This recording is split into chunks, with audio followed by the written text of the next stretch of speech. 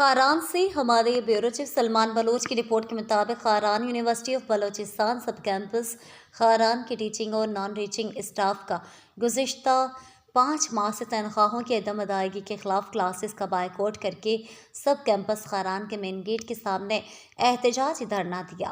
तफसीलात के मुताबिक सब कैंपस खारान के मुलाजमिन की जानिब से कैंपस गेट के सामने एहतजाजी धरना जारी है।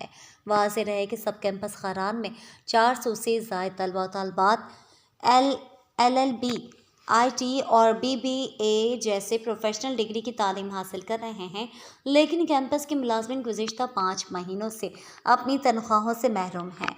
इनका कहना है कि हमने ज़िम्मेदारान को बहरहाल आगाह कर चुके हैं, लेकिन कई महीना गुजरने के बावजूद ताहाल कोई मुस्बत पेशरफ्त सामने नहीं आ रही है।